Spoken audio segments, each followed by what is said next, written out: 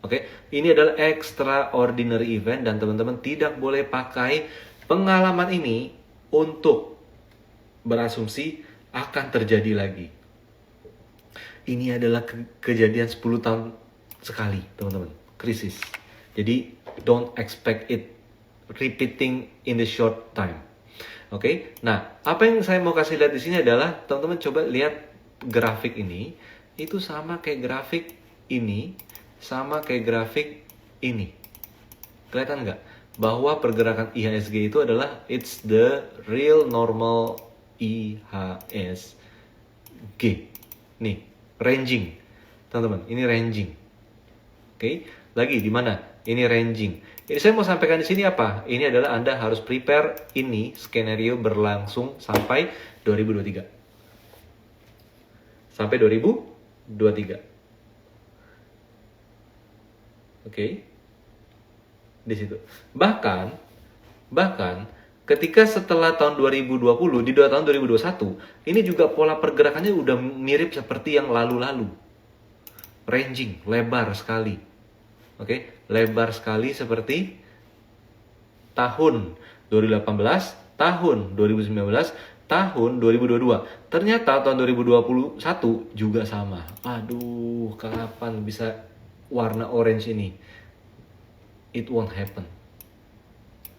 Oke? It won't happen. Jadi Anda harus bekali diri. Ini akhir tahun, Anda harus bekali diri dengan metode if you wanna be a profit trader, teman-teman. If you wanna be a profit trader. Kenapa? Karena kalau teman-teman ngerasa tahun ini kok susah ya. Tahun lalu 2021 juga susah ya. Tahun 2023 akan sama. Saham yang naik adalah saham sektor-sektor tertentu yang kita belum tahu dengan jelas apa. Gitu. Loh, tapi kan ada outlook dan lain sebagainya. Outlook is an outlook. Itu untuk apa? Untuk strategis. Tapi fakta akan bisa berkata lain. Di sana, teman-teman. Akan bisa berkata lain. Ini adalah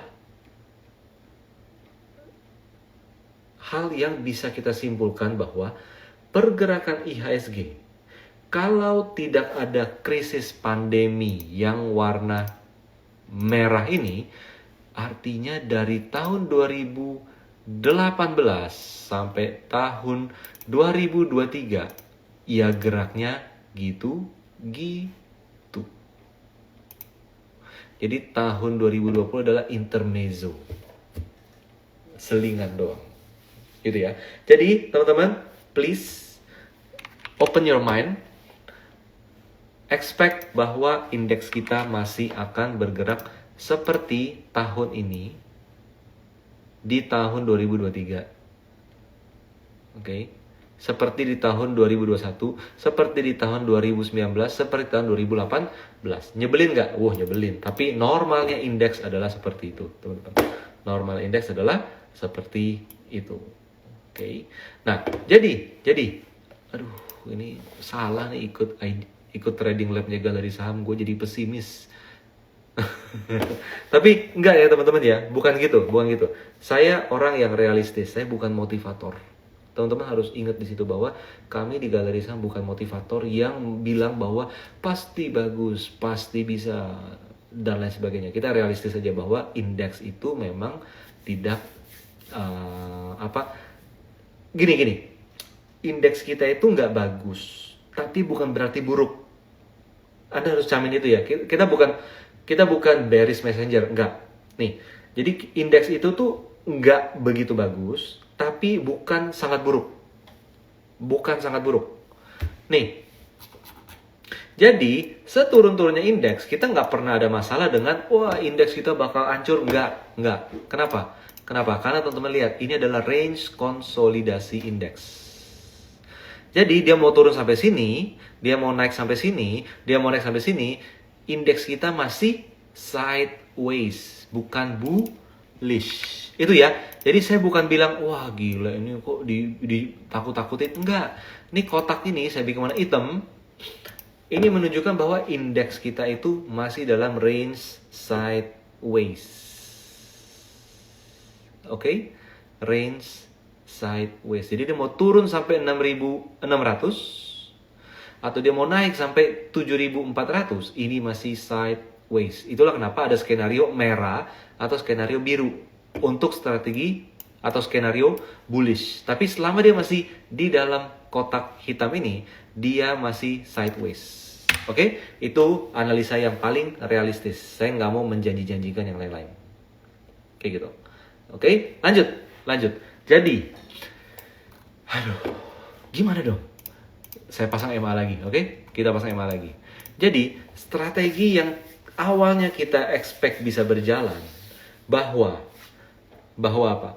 Bahwa bulan Desember ini buy on dip karena ada tendensi window dressing, kita harus realistis melihat saham per saham. Jadi, teman-teman tadi melihat bahwa apa? Indeks kita itu berada di bawah MA 200 itu not so good. Setinggi-tinggi dia naik ke 7.081 yang merupakan closing November tanggal 30 yang kalau dia sampai ke level sana, statistik indeks naik setiap bulan Desember terjadi lagi. Walaupun naiknya cuma 0, sekian persen atau 0, atau sampai 1%, kurang lebih seperti itu. Tapi yang teman-teman harus camkan di sini adalah lihat saham-saham yang Anda miliki di portfolio, apakah dia bergerak di bawah MA 200 atau di atas MA 200. Ingat, MA 200, simple moving average 200, coba teman-teman pakai. Buka sahamnya, dia di bawah atau dia di atas. Yang di bawah, jangan diandalkan untuk window dressing. Yang di atas MA 200, itulah yang teman-teman pakai teman-teman beli, teman-teman hold menjelang akhir tahun. Yuk kita lihat. Oke, kita mulai dari BCA lagi. Di atas MA 200, yes, artinya peluang naik hingga akhir bulan masih ada. Gitu ya. Apalagi dia berada di atas MA 50. Gini, teman-teman di Trading Lab hari ini saya pakai moving average aja ya. Saya nggak nongolin profit trader modul karena saya mau ini bahasanya relatif universal walaupun tidak selengkap profit trader modul yang biasa saya sampaikan, tapi saya mau bahasanya universal biar bisa diikuti oleh semua orang.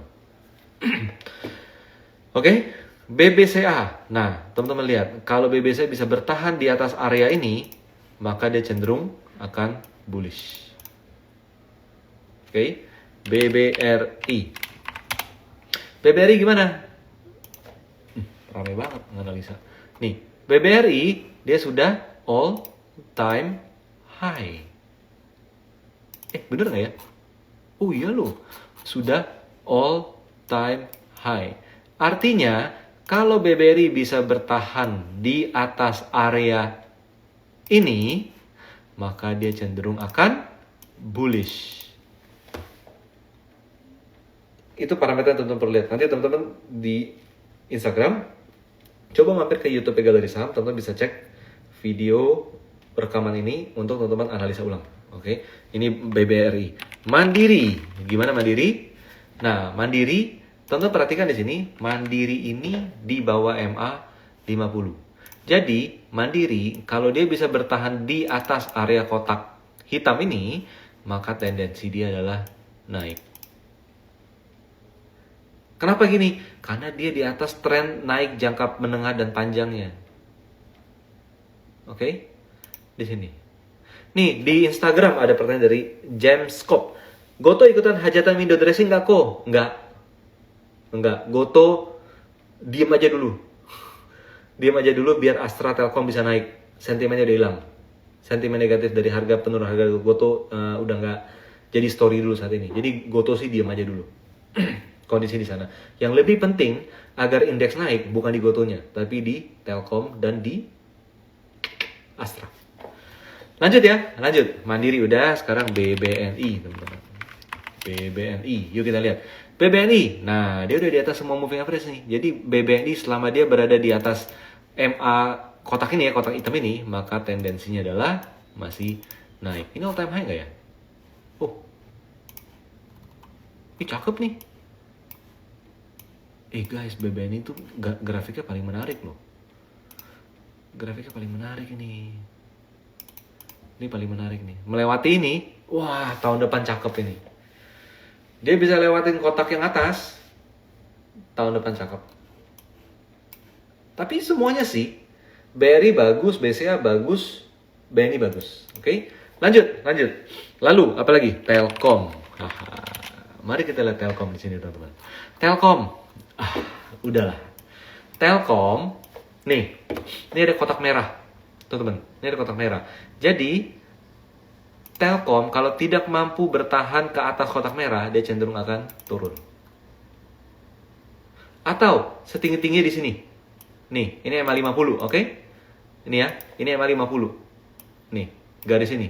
Ini adalah EMA 50. Kalau dia tidak mampu kembali ke atas EMA 50, tetap skenario adalah turun.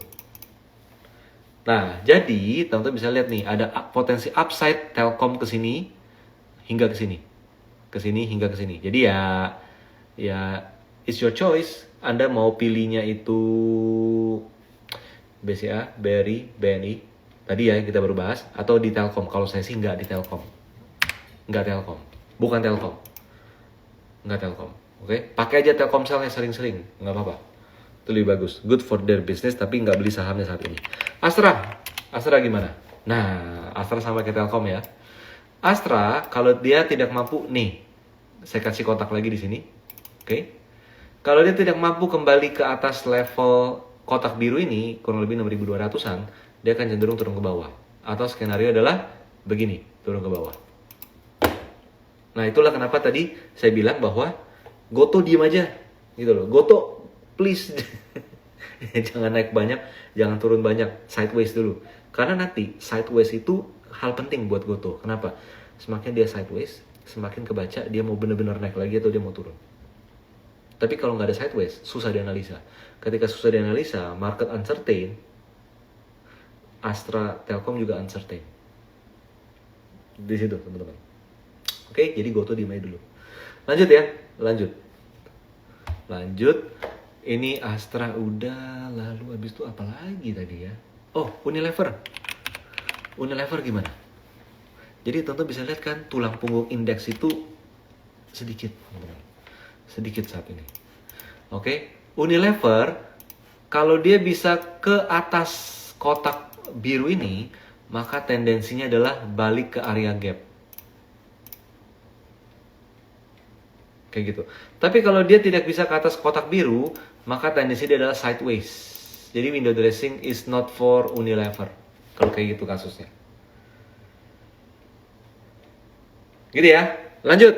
IJBP gimana? Teman-teman sadar kan kalau indeks kita itu motornya dikit sekarang ini. IJBP. Nah, IJBP gimana? Di atas EMA nih semua nih. IJBP lebih unggul dari Unilever. Jadi IJBP terlihat akan menjadi bumper untuk IHSG. Jadi IJBP selama dia berada di atas MA 50 di sini, maka tendensi IJBP adalah naik. Gitu ya. Ini di YouTube nih dari Pak Yunus. Obral lagi saham murah blue chip, susah. Blue chipnya udah kuat. Blue chipnya udah kenceng banget. Maksudnya udah kuat di atas. Jadi untuk turun kelihatannya kecil untuk di tahun ini. Kecil.